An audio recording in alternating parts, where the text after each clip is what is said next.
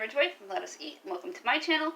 This morning I have 2 loaves of banana bread in my oven, and I wanted to use up some ripened bananas that I had frozen. I am currently taking things out and getting them ready for the work week for our dinner. I need 5 dinners for this week. I have a menu board behind me, and I know tonight I'm going to be doing my whole roasted chicken, which I'll be showing in this clip later on, a before and after. And Tuesday, with the leftovers for my round 2 meal, is going to be chicken teriyaki. And it's going to be a delicious chicken meal on a skillet on the stovetop with broccoli.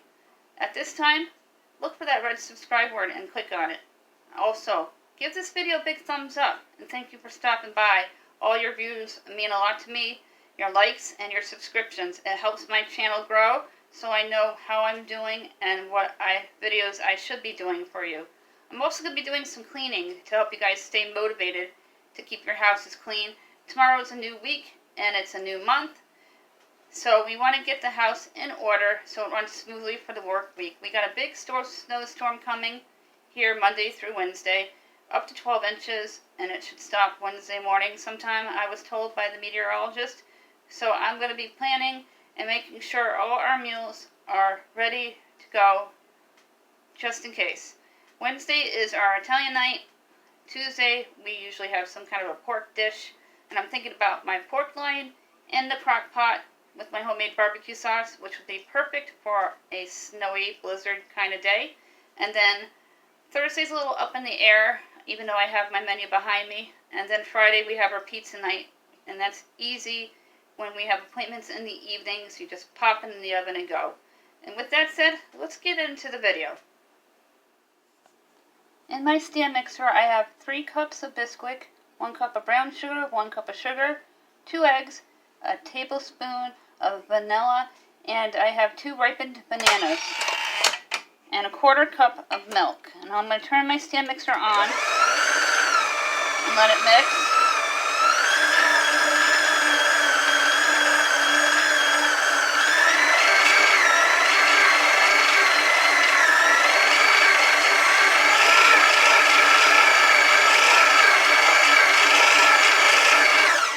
Then you're going to take your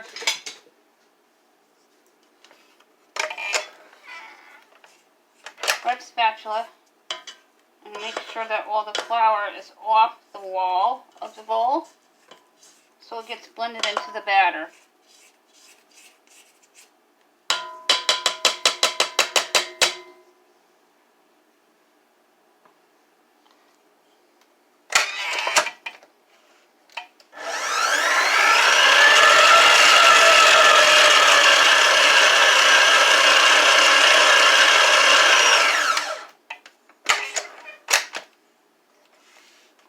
And that looks really good, and I'm going to put it into my greased bread pans.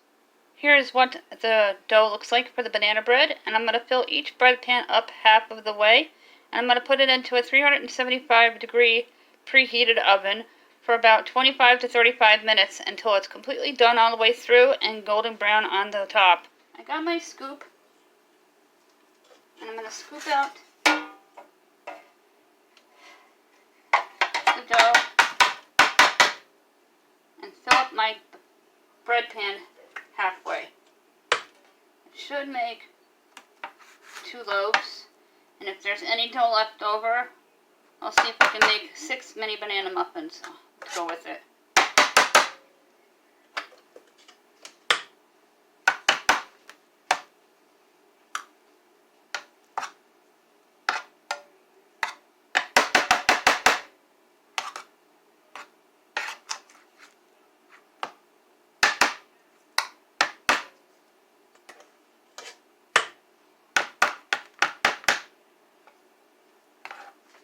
The mixture will feel a little heavy, so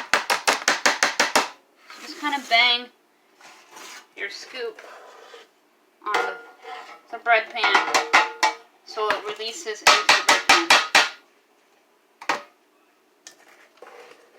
This is a great way to use up ripened bananas.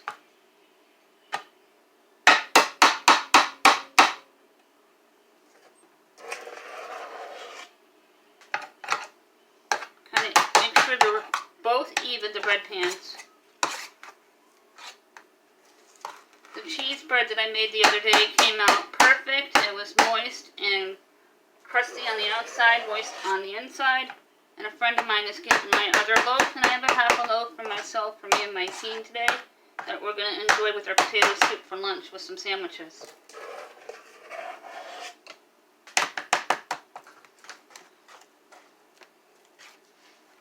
If you notice a little bit of dough, or flour, just kind of take your scoop and mix it.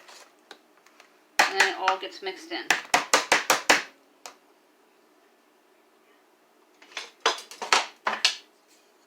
Just use your wooden spoon to get all the goodness out of the scoop. Because you want to make sure that they're halfway. And there's no dough left, so I will not need to use my muffin pan.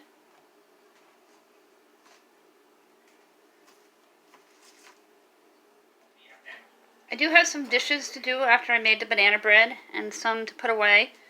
I just wiped down the countertop, and we have some bacon that we made this morning left over. And just a little bit of cleaning today. We are currently washing our bed sheets, and we have one more blanket to get put into the wash, which may be tomorrow, depending on how much time we have. And I have to touch up the TV room a little bit, and that milk jug is going to be a craft for later today. And I'm going to make a stand for my plunger so it doesn't stand on the floor, but stand on it instead. The banana bread is all done, and I'm going to let it cool down, and then I'll remove it from the bread pans. I rinsed my whole chicken out. It's a Perdue, and it has the pop-up timer on it, so I know it goes this side up on my roasting pan. And I took all the insides out, and I gave it a quick rinse. Everybody's different with their meats and their poultries. And I'm going to go ahead and pre-cut my onions and celery, and then I'm going to give it a nice, delicious butter brine. I have my whole chicken right here. My onions, I went ahead and I already peeled. I'm going to cut them right in half. And stick them on all the corners of the roasting pan like you would a turkey. Then I'm going to take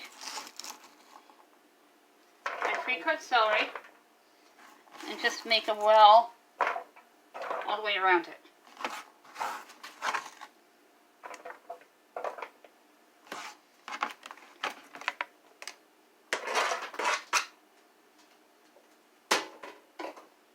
Now I'm going to season it with 3 teaspoons of fresh black cracked pepper,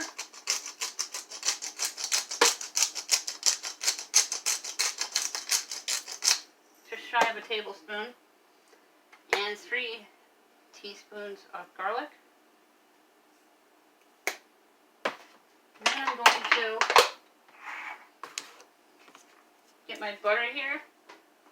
You can go fancy if you wish with the butter and make a big spread and rub it all over the chicken, which is fine. I just put butter pats all over it, and it does the same thing without all the extra work.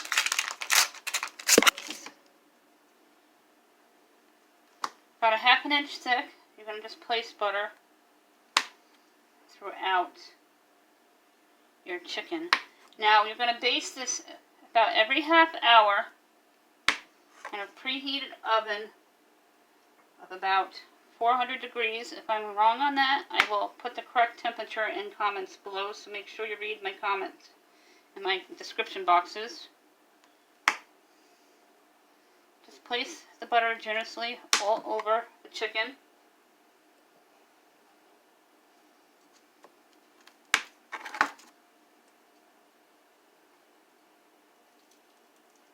Stick them in the wings there, and it's going to come out delicious, crispy on the outside, and my white meat is very juicy as well. I'm going to eyeball about a tablespoon of oil on the chicken, and about a tablespoon of oil in the bottom of the pan. And when you baste your chicken, you're just going to take the pan drippings and cover the bird with it. I'm going to add about 3 cups of water. Not too much because you don't want it to fill up cooking and boil and splatter everywhere. Make sure you lower your rack so it'll fit in the oven. And you don't have to cover your bird, which is another good thing. And when this is done later, I will take it out of the oven and I will show you how golden brown and delicious it is and how it looks on my platter. Here is the whole chicken now that it's done cooking. And I did put 2 tablespoons of beer on it. And it smells amazing and looks delicious. And I'm going to keep the carcass that the chicken is on, and I'm going to melt that down to make bone broth soup with everything in the bottom of that pan. Here is the whole chicken on my plate with the broccoli and the mashed potatoes and some of the crispy skin. And now I'm going to dive in. Delicious. Well, this is it for this video. I hope you all enjoyed the banana bread and the beer marinated whole chicken. I decided to add the beer on when I put the chicken into the oven, and it smelled amazing and tasted so good. So it's a nice treat to cook it in different ways that you normally do. At this time, please look for that red subscribe word and click on it, and give this video a big thumbs up. Then tap on the bell so you can get all the notifications for Costa de Ridgeway with our cooking and cleaning to help you stay motivated and meal planned.